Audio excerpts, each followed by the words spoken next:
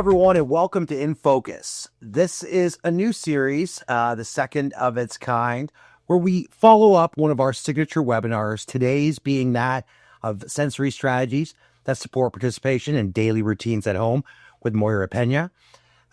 Just got wrapped that. Have a lot of questions, Moira, that we didn't get to. It was a great session. And here at In Focus, what we try and do is get you the answers we didn't get live, as well as dive a little deeper into some of the topics that we discussed. And if you didn't see the webinar, there'll be a link somewhere that you can click on to go do so. Make sure you check it out. It was really great. Something we referenced a lot on the webinar were these amazing handouts that you worked with Autism Ontario to create. And I didn't think we had enough time to get into how we use them.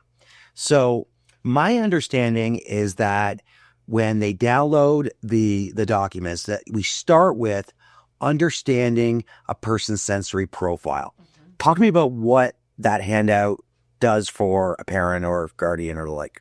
So before we get started, I wanted to say thank you to Autism Ontario. This was, doing these handouts, they are my actual favorite ones. So I'm so glad that we were able to put this together for your audience. I'm going to use my own sensory tool just to read some of the stuff. And so, I think I went through the basics of the most common sensory profiles around something that we call sensory modulation, which is what's included in the autism diagnostic criteria. Okay. There are other differences in sensory processing that I didn't talk about, which is a motor side of things.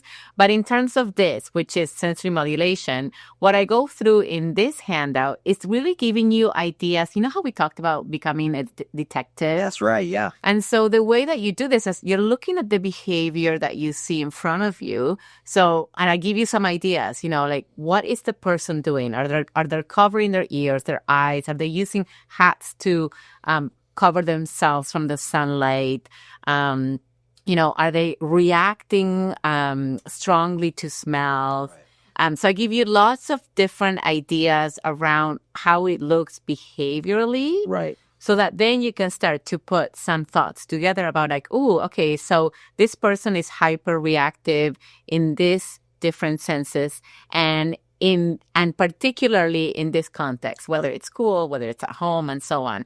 So I go through what you may see, which are the different types of behavior for sensory hyper-reactivity, sensory hypo-reactivity, sensory seeking. And we talked about this need to engage in crashing, jumping, bumping. So things that look like dysregulated behavior, but it's meeting that person's need, perhaps in a way that we want to change, right? Because as I talked about in the interview, we want to have people receive the input that they need in a way that's more functional and appropriate in some ways. And then I talked about why this matters, right? It matters that we take the time to be curious, right? To find out the why behind the behavior. Okay. So that first document should help, as say it's a parent, understand which profile their child has. So the second one is the best approach at home. What does this handout do for parents? So it gives you a guide as to the questions that you want to ask yourself in order to find out how you're going to get started with your sensory diet. Right. So for example, for the body strategies, the questions that you are going to ask yourself are like, how does my child or the person that I'm supporting, adult, how are they showing signs of sensory hyper-reactivity, hypo, or seeking, right? What does my child naturally seek out? Is it proprioceptive input? So they're doing things that require this heavy work by choice, right? Are they wanting to, sort of get rid of, shovel the snow out by choice? Which it happens, but it's because it's meeting a sensory need, right? So I talk about what is it that they're seeking out, they're enjoying, and then what leisure activities based on that, what are the leisure activities that you might want to choose and try, right? I'm not saying that it's going to work all the time, but it gives you a more scientifically based decision as to where you're going to go. So that's for body. For emotional strategies, when my child is struggling, can I pause pause is like, instead of like just go escalating, pause. What might they be trying to communicate? Right. So you're seeing dysregulation. And I told you, this is the hardest thing to do as a parent, any person, is to be regulated when you see dysregulation. Because naturally, we just want to go with what you're seeing. But, you need to ask yourself, what might this be? What might they be trying to communicate? And I love this. Like, I think a lot of us, we do this naturally. We co-regulate people. We just don't know we're doing it. Like, we're not aware that we're doing it. So I want everybody to think about, how am I already doing it? Yeah. And so it might be like, say, modeling taking a deep breath, for example. So deep breathing, because we know that that's calming to the nervous system. And then the question is, okay, I am doing that already, modeling that behavior. It's working. So how can I do more of what is already working? As opposed to trying something new and having to go through all that trial and, all that practice. Like, think about the things that you are doing. It could be that you are like reading a book. It could be that you're singing a specific song. It could be your tone of voice. It could be that you're whispering something in particular. It could be that you're getting down to the child's level.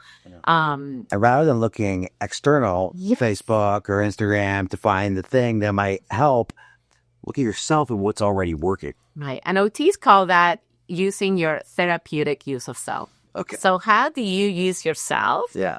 So that you yourself are a sensory regulating tool. Right. So the first two are about understanding the child's, let's say, profile. But it is important to note, and we brought it up in the interview or in the webinar, that this approach works for adults, for children. Yeah. We use a lot of examples for children because that's most of our audience, let's be honest. But it does, the same thing works. So we first understand the profile, then we get to understand the best approach in general, as well as questions to ask ourselves to know what's working and what is there. So the last one is creating a sensory diet at home. What is a sensory diet, and how does this document help parents? Right. So we only had an hour, and there's a lot that needs to be covered. So I tried to put it in the handout. So a sensory diet, remember, it's a personalized plan of activities, child-friendly, adult-friendly, person-friendly, unique. And then the types of sensory inputs that you're going to add or delete, right? And then your environmental adaptations, which is huge. And it's probably the first thing that we do is change the environment, not the person, okay? So I go through the goals of what the goals are of a sensory diet. In this handout, I actually give you some principles. Okay. Before you even start, this is what I want you to do. Like, I talk about being proactive. The goal is to prevent meltdowns, as opposed to intervene after the fact, which is what we tend to do, and it's rarely effective.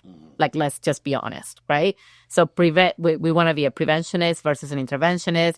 I talk about you need to create a sensory-friendly environment. You need to track what works, and you have to practice.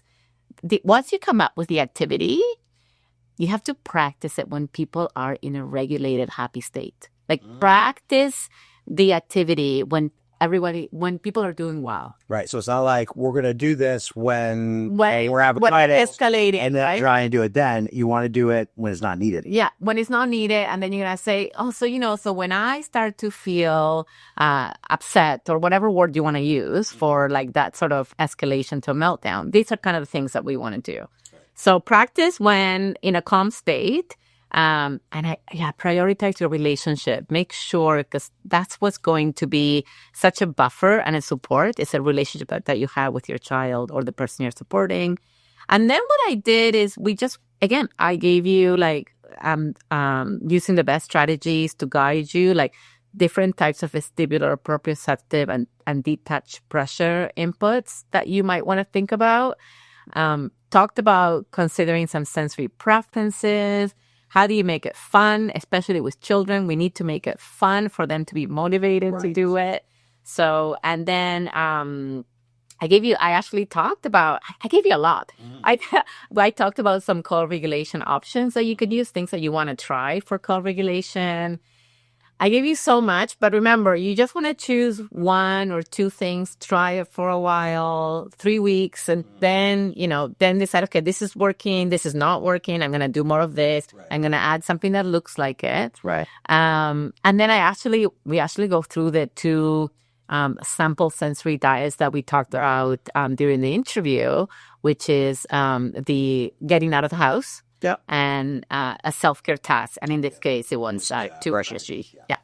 Okay. So that's how you use the documents that we created. You take them in order there. There is another resource that links to this as well as the Autism Ontario resource list, which is an amalgamation of a series of these and other items, which will help round out your understanding of this. But these are things that you can do, but it doesn't replace working with an occupational therapist, right? Never. Okay.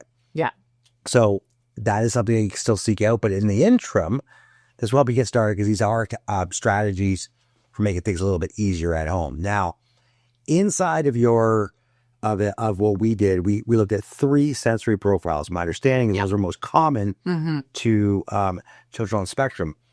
But what about others like this word I've never heard before, praxis? Right. This was a question that came in. Right. So what about the others? So this is actually something that I grapple with continuously. That what I talked about what is actually included in the diagnostic criteria for autism, which is sensory modulation, hyper-reactivity, and sensory seeking.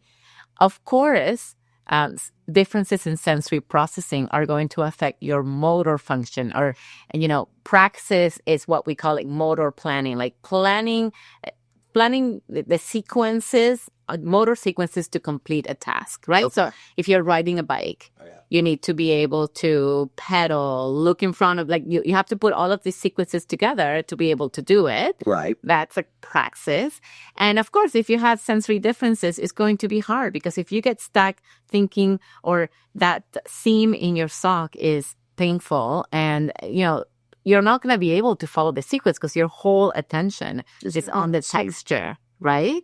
And then what's going to happen is that your motor movement, what you will see in most neurodivergent people is that people can do everything, but the quality of the movement is different. It's because there's this lag, this sort of using too much force, not enough force. It's because sensory differences also affect motor sequencing or praxis. Definitely. We just did not have enough time to go into that. Mm-hmm. Okay. We talked about in the sensory diet, creating a sensory safe place at home.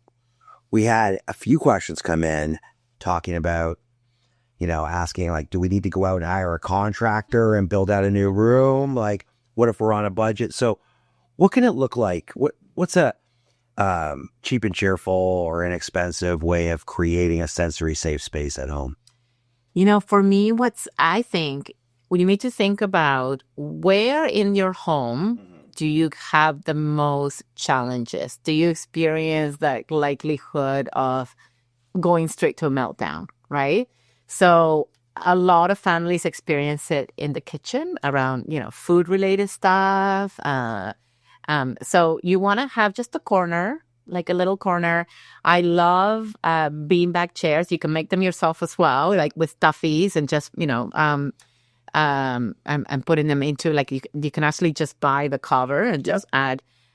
So something that you sink into, because that gives you that deep touch pressure. We talked about that tactile. Yeah. So you're sinking into the beanbag chair. It also It gives you support for your motor differences, so your posture. Yeah. So a beanbag chair, again, you're supported. And you can also use it for proprioceptive input by you can pick it up. Yeah. And then on that chair, and again, it has boundaries. It kind of shows you, even if you're dysregulated emotionally, you can see that there's a boundary to it. That's where you sit.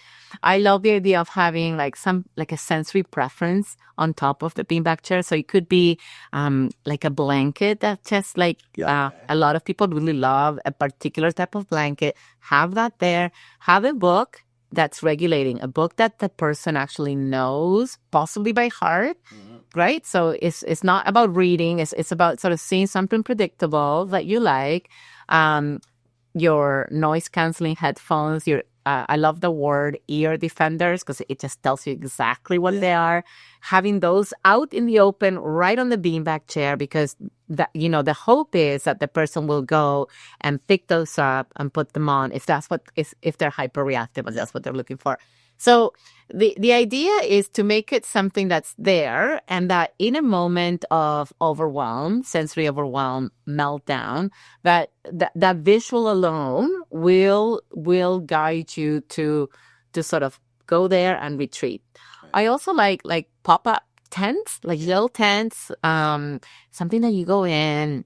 There's also chairs. There's a chair that you could just go in and you can kind of put the cover on top.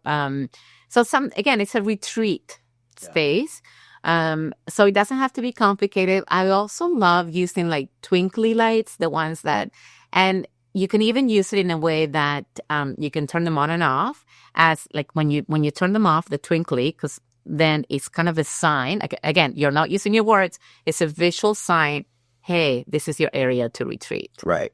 So that's a really smart way to use it. And I guess the importance should be that it's always there, right? It becomes, while you're not hiring a contractor that could physically change a room, you are changing a room in that they know and they can depend on this space. So there's a permanency, even if it is simply a beanbag chair. Yeah, and it could be something that it's not just for the person with the sensory differences. It could be used by other people. If that, in times when everybody is regulated, but it's something that in challenging situations, the visual is there. You're not using, because words tend to dysregulate people. Oh yeah. Right? Like calm down. And you want to have as much things done automatically, and having a visual and right there, it's key. So that leads into another question we got quite a bit, where it was, maybe there's one child living with autism and a neurotypical child in the family, or two children with different sensory profiles. Yeah. So I just heard you say it's a place that anyone can use as a part of the house. Happy times. It's a permanent part of the house.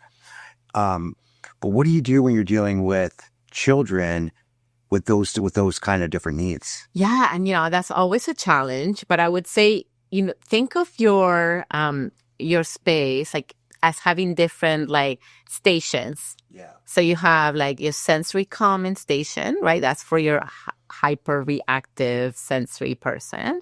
And then you might have a sort of an alertness type section. So you might have like the trampoline. You might have like the yoga ball to bounce up and down. You might have some like strong visuals. Like there's like these like things that you stuck on, but they kind of come out with color. Like they're like these stepping blocks. Love those. So that's another little section of your space. And so what you do is you say, okay, like right now we're in the living room, all of us. Yeah. You need more sensory fun, right? For a sensory seeker, you can go there for 5 minutes, and I'm going to give you a timer, and then you can come back to the living room, and we're all here together. Right. And sort of you kind of deal, but you already have the little space set up, right? So it's done already, so you don't have to go and bring it out. So it's a little alerting space, and we do that a lot in schools, right? So alerting, calming, and you're kind of trying to meet the needs of everybody with boundaries, right? Just say, okay, right now, while we're watching TV, it's not the time to be jumping on the couch. Right. Right? But if you need to, you can go to the fun space, do some jumping, 10 jumps, and come back and let's continue to watch a movie. Right. I assume when both children, neurotypical or otherwise, have a place that they like to go to at certain times, then it helps to normalize and to have each of the children sort of recognize that. But I can also see it being a challenge. I mean, I'll ask a simple question here, a challenge for young children who maybe don't have their own space or their own thing, to look at, why does my brother or sister? Definitely. Right? A real challenge. So I like the idea of everyone in the family using it. Are there any other strategies to make it so it's not everything's about this one child? I think when something is new, the novelty factor will make people think like, why that person and not me? I mean, again, happens a lot in schools. Yeah. But I think once we all, when everybody's well, we all have a try. That is the key, isn't it? When it's not in a duress, it's when everybody when everybody's good. Like, hey, let's try so and so sensory corner, right? Or let's have fun together.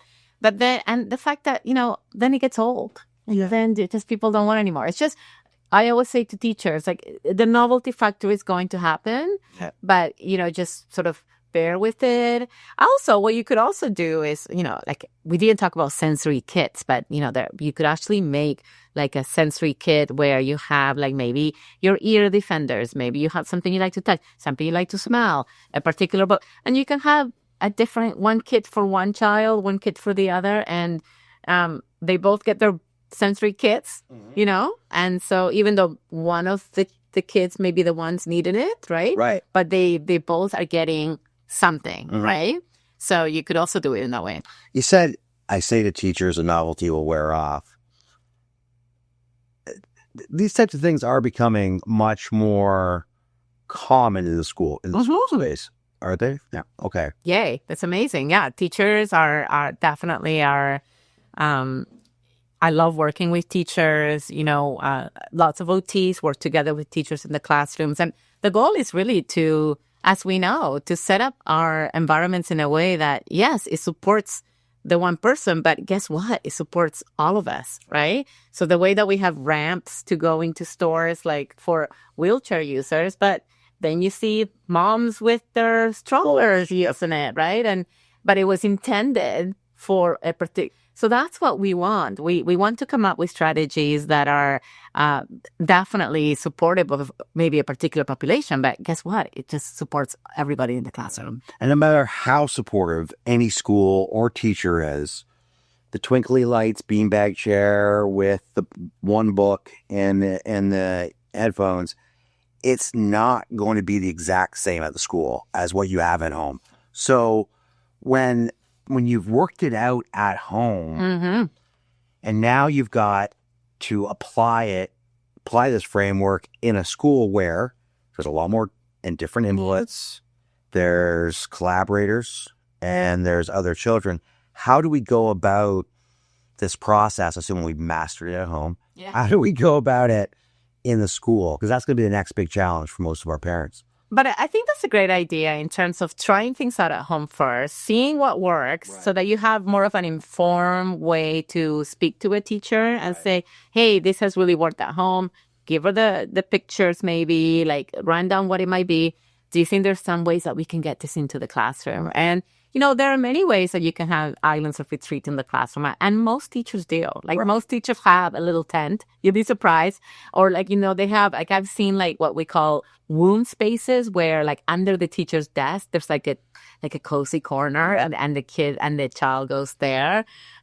So I actually think once you understand sensory processing and all the things we talked about, and once you're able to say, oh goodness, yes, this would really help not only this person function but all of us, right? Then so many ideas that are endless, right? It's like, where are you going to sit that child? Like, is that child going to be right, in front of you, or is it are they going to be in an area that's like, who knows, like the quieter area or the more alert area? Like, you can do so much around just how you plan the classroom environment, to support sensory differences. And for those of you who are asking this question, number one, was a lot of resources on the Autism Ontario website in the back to school section that talk about, creating a Know Your Child document, ways of documenting things so that you can go and speak to your teacher with information. But these types of videos and our webinar series and these resources that Moira helped create are things that can be shared with teachers. Yes. Teachers learn about this stuff, but they don't know everything. And so the more information you're able to share can help with that advocacy as well and help them along. Yeah. And, it's not going to be perfect. Like, but I think as long as you're making what I call a toward movement, right, you are willing to be curious about the behavior and not automatically say that's disrespectful behavior, like as long as you're willing to step into a stance of curiosity to try to problem solve with the teacher, with the family, like we're winning. Right. So we can't expect perfection. We want those towards movements to then, slowly but surely sort of change the culture because we have more knowledge, right? As we talked in the break, like, 10 years ago, like nobody really talked about sensory, right? It took it coming into the autism diagnostic criteria for people to say, oh, guess what? Autistic people were telling us the truth, right? Like, so things have changed for the better. Yes. And so those towards movements really count. And I would encourage parents or partners to just notice what's going well and to express to the teacher, I really like how you're doing this, or how this, I'm loving how you set up this part of the classroom. Right. What else can we do? Mm-hmm. Well, it was a lot of information. I know you usually do this in a full day session, right? 2 days. Yeah. So we jammed a lot in here. I know it was very well received, so I'm sure we will have you back. Before we part ways with our audience this time, is there any last bit of information or that you'd like to share with anyone on the topic? Like, I really cannot emphasize enough, be curious. When you see behavior, just don't automatically go to sort of your history of like, this is the way that my parents did it. And, you do, like, just be curious, be open, get to know the person in front of you. It's easier said than done, but just get to know their sensory preferences, their sensory challenges, what works, what doesn't work. Just it's a project that is one well worth diving into. And when you figure it out, you'll be a better partner. You'll be a better coworker. Absolutely. Because it's not just our autistic, all of us. Yeah. So with that, that's all that time we have for InFocus here today. Reminder: get those resources if you haven't done so already. If you watch the webinar, share it with your friends, family, loved ones, anyone you think might benefit from it. The more people that come through the program, the more webinars we are able to do. And we look forward to seeing you next time at our next Autism Ontario event.